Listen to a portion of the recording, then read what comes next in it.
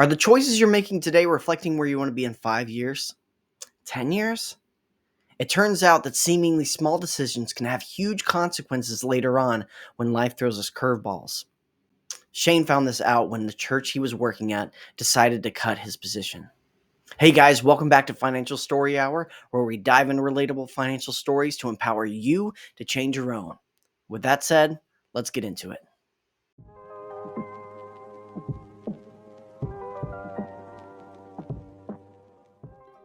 I know God is going to work this out. I just wish I could see how. I'm leaving worship for a church that can no longer afford to pay me. They're asking me to continue in a volunteer capacity, and I love the church, but I've got a baby on the way. My wife is planning on leaving her job in just a few short weeks. No one prepared me for feeling this conflict between my calling to my family and my calling to the ministry. I never wanted it to be about money, but I'm realizing now that money has to be a factor. I just wish we had been more prepared. I wish I didn't have to tell my wife we're going to have to find childcare so she can stay at her job. She's going to be so disappointed.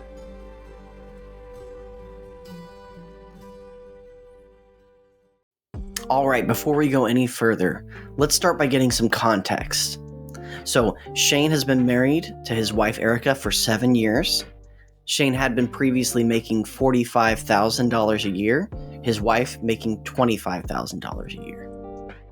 They have $400 in car payments, $8,000 in credit card debt, which is costing them about $300 a month in minimum payments. They have other expenses of about $500, that's utilities, things like that, and groceries and entertainment, they're giving themselves just $300. They have $500 in their savings account, zero in investments.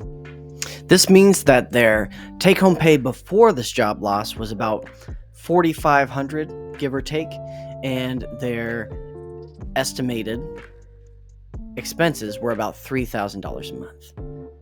Their new take-home pay with this job loss, with just Erika's income, is about $1,500 to $1,600. This is obviously a fictional story. However, I did base it off of a post that really yanked my heart a while back. And this was just an acquaintance posting about their situation.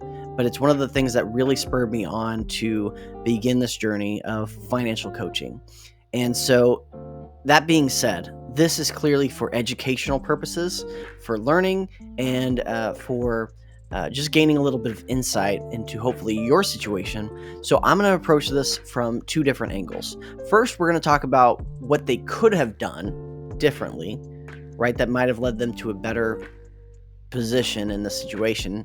There's no good way to come into the situation, but maybe it would have been a softer landing. And then we're going to actually go back to what can they do now? Now that this has happened, how can they move on? How can they take the next steps? Shane and his wife got married 7 years ago at the age of 21, so they're still fairly young. But some of this credit card debt is actually carryover from their wedding and their honeymoon. They've proceeded to live like a lot of us do initially, just making sure the bills could be paid. And if anything unexpected came up, they threw it on the credit card. As long as there was money in the bank, they were okay. But what if instead they took stock of their values up front? If there was even a possibility that one of them would want to stay home with children, they could have been intentionally keeping their lifestyle small in preparation for going down to one income. Now, they actually did try to do this towards the actual time of the baby coming. They did get their expenses down, but they wasted a lot of opportunity before that in their marriage to harness the margin that they had and really crash through some of these fundamental financial goals. And in fact, if you would have asked them, they probably would have insisted that they didn't have any margin because they didn't sit down and strategically look at what their monthly burn is compared to what they make. And the truth is that for a lot of us, a significant portion of our paychecks every month gets lost because we don't actually know where all of our money is going. We've all made this mistake, and unfortunately, it made it hard for them to get into a good position. Even if he kept his job, it still would have been tough for them to go down to one income. Another of their values that may have been overlooked was the fact that Shane wanted to be in ministry. Now, this is not a proud statement that the church would make, but I think if you're in the church world, you can pretty much agree that by and large, our ministers, our pastors are underpaid. And so from the beginning, there wasn't necessarily a rocket ship income trajectory for Shane. Now, does that excuse the church for underpaying its workers? No. And does it excuse this church from, frankly, an irresponsible decision that was probably necessitated by a lack of giving, which that's a whole other video. But I'm not saying that it was the church's fault. It definitely wasn't Shane's fault. And the truth is, it's part of the facts of life when it comes to ministry. You're trusting something greater than yourself. You're trusting your calling for provision, and sometimes the church itself falls short. Now, do I believe personally that Shane in this situation and any other pastor who's faithful is going to be taken care of? Of course I do. But part of that provision could start now. If you're in that situation, you could actually be preparing now to be in the best financial position if you're going to have a job that, let's be frank, has some insecurity and has low income potential. So if I had the opportunity to coach Shane and Erika at the beginning of their marriage, the first thing we would have done is talked about cash flow and how their money flows in and out of their lives. We would have actually got to the bottom of what their actual monthly need is and how much margin they had. And then we would have talked about the different schools of thought about the steps of financial priorities. And different schools of thought on this include the financial order out of operations from the Money Guys and the baby steps by Dave Ramsey. And don't worry if you're not familiar with these, I'm going to cover them soon in another video. But I would have encouraged them to harness, honestly, most of Erika's paycheck to crash through these steps so that they would very quickly have a robust emergency fund, and they would have been a little bit more prepared for this situation. Not only this situation, but everything along the way that they had to put on credit card. They possibly could have just handled that in cash and not added that balance. Again, I say all of this out of a desire to teach, not judge.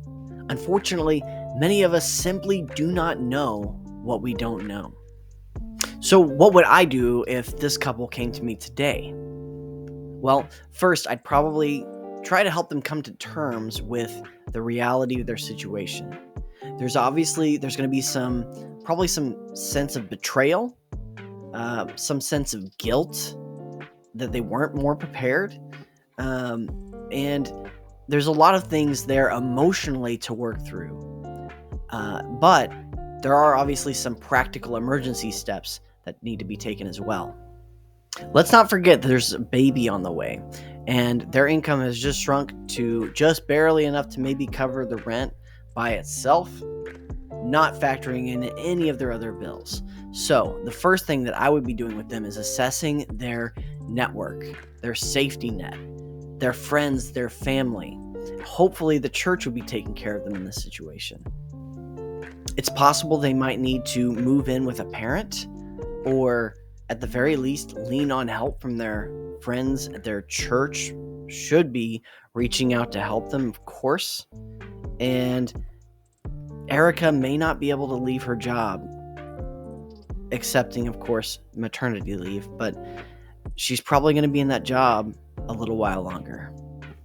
The second thing I'd want them to do is Shane would need to stop the bleed. And what I mean by that is he needs to download Uber, and hit the streets or get a side hustle, a part-time job, anything that he can get his hands on to stop the bleed of that income problem. Now, here's where I just want to take a quick second to appreciate the day and age we are in right now, because I know we talk a lot about how hard it is, but the truth of the matter is when my dad got laid off in the early 2000s, he couldn't just download the Uber app and go hit the streets. He had to go through a temp agency. It was just a different world. So I am personally thankful that the side gig economy is alive and well. And of course, I've said in other videos, and I totally believe this, I don't think those things should be long-term solutions maybe, but in this moment, to pay the bills, that's what Shane needs to be doing. We're obviously going to be working on cutting expenses that they don't need, really optimizing their outflow, at the same time getting their income level up, as we've already talked about. So getting a plan for getting margin and then using that margin wisely for the next right step. Now, after, and this is key, after the baby arrives and the dust settles, and we are working our plan to get margin and harness the margin, then we need to reassess their values. Does Shane still want to work in the ministry? In fact, does he still want to lead worship at this church as a volunteer?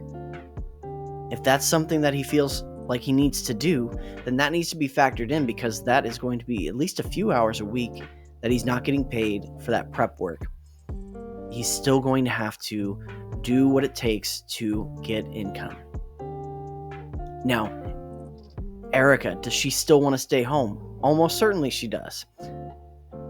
That needs to come in its proper time now. And again, we have to kind of grieve the loss of what we thought was going to be and walk in the reality of where we are. And that sometimes really stinks. But I would hope that Erika's parents or Shane's parents are hopefully close by and can help with childcare, can help with giving them breaks. Man, my in-laws help us out a ton. Now that we have 3 kids, it's even more of a blessing. So we need to tap into those resources. But again, some of the things that they value are either going to have to shift, or we're going to have to shape our strategy to achieve those in their proper time. After that, we work the plan together, side by side, working together to create a better tomorrow. In fact, to change their story, change their financial story, because they can do it. They can do it. You can do it. Maybe you relate to Shane and Erika 7 years ago. Maybe you're young, newly married, and interested in a field or a job in ministry that doesn't exactly have an income trajectory that leads to fabulous wealth, but you're really wanting to make an impact. Please learn the basics. Learn the basics and have a plan that puts you in a better financial position. Think about if Shane and Erika found themselves in this position, but instead of $500 in their savings account, maybe they had 3 months or 6 months of their living expenses saved up as a safety net. Think of the difference in which they could approach this situation and the peace that they would have compared to the terror that they're probably feeling right now. If you need help with that, if you want to learn the basics and you want somebody that can show you how, reach out to me. I would love to work with you. And maybe you relate to their situation right now. Maybe you're going through a traumatic situation that is upending your financial life and putting you in a really bad position. I hope that you will take some of the words of comfort and encouragement and advice in this video, and I hope that you'll reach out if you want to work with somebody one-on-one who can walk with you through creating a plan, following the plan, and just seeing an end to the tunnel you're in right now. I'll be praying for you. So with that said, I hope you guys check out the next video. Please like and subscribe to the channel. It really helps me out. And I'm excited to keep meeting you here at Tuesdays to deliver this content. Thank you so much, and see you in the next one.